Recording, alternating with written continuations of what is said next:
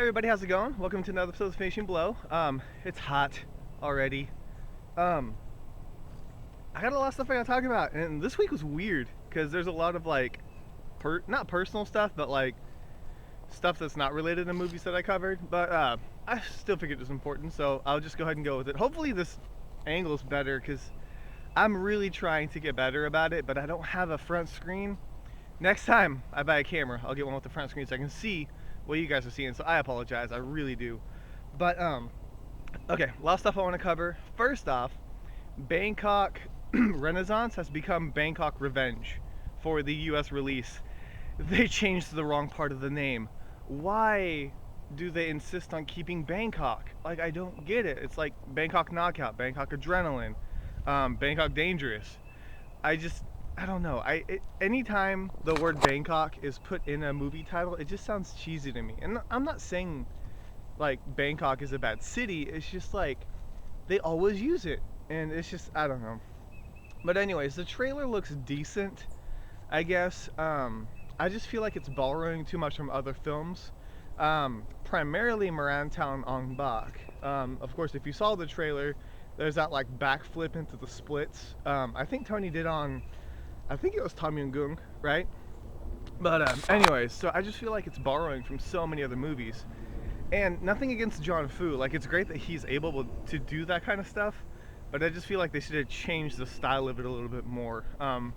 But I'm not gonna try and judge it until I watch it. It could be a great film, but I don't know. Like with the combination of the name and the trailer just being so like borrow heavy, like everything they showed, like the fight in the elevator, the fact that he has like a bag, which kind of, I'm not saying Eco like, you know, made it his or anything, but just with that style, it kind of reminds you of Morantau.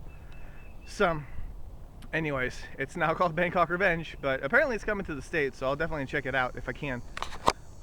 Alright, following that up, Chinese Zodiac trailer, I guess you could call it, or a teaser, whatever you want to state it as.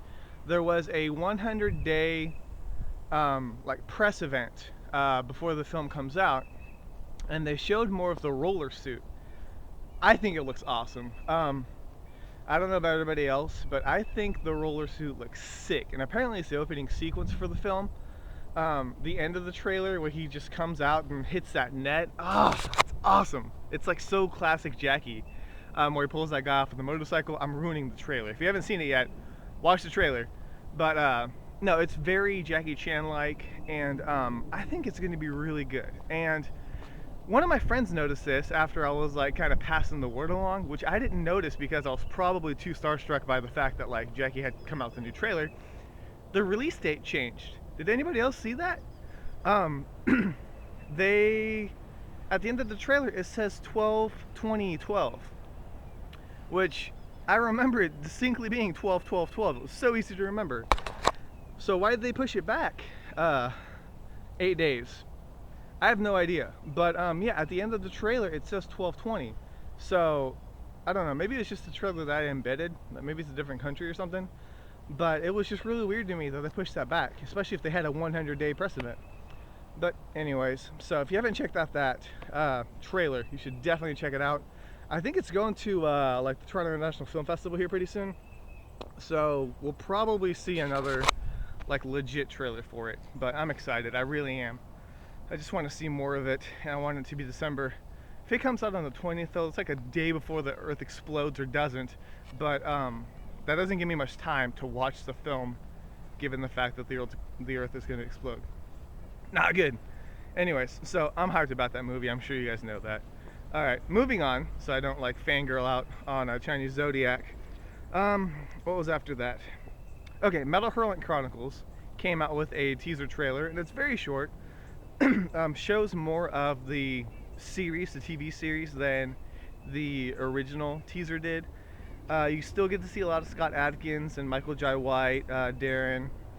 They're all in it.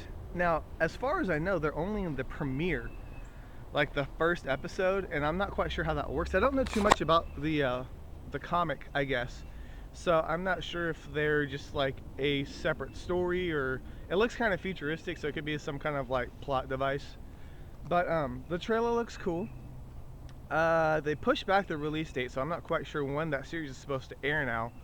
But as soon as I find out, I'll let you guys know, because I thought it was supposed to air like in April, and apparently it didn't. But it looks like they hit a couple rough patches themselves, because they had their own like little, not Kickstarter, but fundraiser event when I was doing some research on it. So they did meet their goal, so I think they're just wrapping up production now. But anyways, so short trailer for that. And then after that was kind of, I'm sorry, I don't know what's wrong with my voice. It's so weird. It annoys me so much. Like, I don't know. Maybe something's just permanently lodged in my throat for the rest of my life. Okay, so personal stuff, I guess you could call it, was some more details on Gordon Liu. We got some info based off of his assistant who's been working with him and helping him kind of rehabilitate. And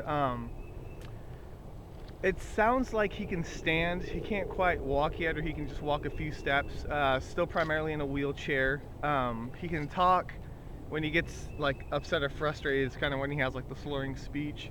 So it's been about a year, and they've gotten to the point where he can stand and walk a little bit again, which is good. I know that he's focused on going back into the industry. I don't know if that's going to happen or not. I hope it does. I really do. Jimmy Wang Yu suffered a stroke, and he made it back to the industry fine. So it's possible, but it kind of sucks. He's still pretty young too, to have suffered a stroke. But I mean, it happens, and I wish him the best. I'll keep you guys posted if I find anything else out. I try not to bum you out, but at the same time, I figured you guys would care about it, you know, because he's pretty much a legend when it comes to Kung Fu cinema. So I'll keep you guys posted. Hopefully he has a speedy recovery, and we'll see him on the big screen again, or the small screen, either screen. Just the screen would be fine. Alright, moving on, was some news to depress all the guys out there. Jeeja is married and 5 months pregnant. Came out of nowhere. I came across it a couple days ago, and I was like, what? And apparently nobody else knew about it either. I think it's great. I'm really happy for her. I don't think it's going to affect her career as much as people think it's going to, because there's a lot of other stars that have kids. Sammo Hung, Donnie Yen, Jet Li, Jackie Chan, just to name a few. But like, I don't feel like having a child is going to be a reason for her to step out of the spotlight. And if you think that because, you know, she's the mother, I don't think that's really a fair argument, because there are plenty of other female stars that have kids too. So it's not impossible. I think that it'll take her, you know, like a little bit to get back into shape after being pregnant, but I don't see it being a huge issue. Now, if she doesn't want to put herself in danger for the sake of her child or something like that, I can see that. But as for like, we're not going to see her for 5 years because she's taking care of a child, no. I don't think that's a fair judgment, and I don't think that's right. I just think that if she wants to be back in the industry, and I think she enjoys being in the film industry, and so we'll see her back, you know, and especially if her husband's an assistant director, they're both going to be, you know, in the film industry. So I think she'll be gone for a little bit, doing little cameos here and there, and then she'll have like a big comeback film where you'll see her be like, oh yeah, she's back. So I don't know. I just don't want to be sexist, I guess, and judge by the fact that, like, just because it's a girl, she's not going to be in the industry anymore, she won't do action anymore. I don't think that's true. So anyways, that's my 2 cents on it. But congrats to Jeeja and I forgot the guy's name, but the assistant director for Tom Yum-Goong 2. It sounds like they're about wrapping up with the film, so that's a good thing. But I still want to see a trailer for it. I really do, so bad. But I'm guessing Chocolate 2 will be pushed back until Jeeja has had her child and can train again. So anyways, is that it? Okay, following all that up, at the end of the week, I'm really sorry if this camera angle's off, but I'm trying, I promise. Okay, at the end of the week, I did a review for Fong Sayuk, which is a Jet Li film, also known as The Legend. And I actually kind of stumbled across it. I found it at the mall for $5, like the Dragon Dynasty digitally remastered ridiculous version for $5. So I bought it and I gave it a watch. I don't know really too much of what I can say about it. Read my review. I was kind of back and forth on it, but I enjoyed it for the most part.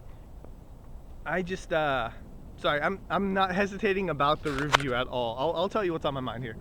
I'm thinking that I might want to upgrade my review system, because right now it's just three. It's own it, watch it, or skip it.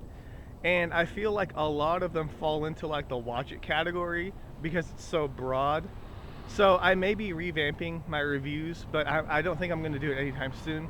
But I'll be thinking about it, and if it changes, I'll let you guys know. But if you have any suggestions, I don't want to do a numbered system because I don't feel like that's fair. Like a good example would be like Ong-Bak. Like when you first see it, it's like a 10. It's awesome, you know. Like the story sucks, but it's great. But like, what do you do, you know, 3 years later when like Ip Man comes out or something like that? Then is Ong-Bak still a 10? So like, I don't want to do a numbered system. I'm gonna try and figure something out in between. That'll give you guys a better gauging of what I want. I've got a rough idea, but like I said, I don't want to say too much because I don't know when I'm going to implement it. But I am thinking about that if you guys have like kind of been bothered by that fact, because I don't know. I like to suggest movies to watch if you guys are bored, and there's movies that you should just absolutely avoid and movies that you should definitely own. So we'll see. I'll change that up a little bit. But anyways, is that it for the week? I think it is. I really don't have too much else to say. Hopefully you guys had an awesome week. Mine's been crazy, but it's good. I guess crazy is good. Yeah, that's it. So if you guys have any suggestions for movies to review, let me know, and I'll try and get a hold of them. And hopefully we'll get some more trailers, and I'll keep you guys posted on everything I come across. So I guess that's it for the week. Yeah, so thank you guys so much for stopping by. This is K Mellon, and this week has been finished.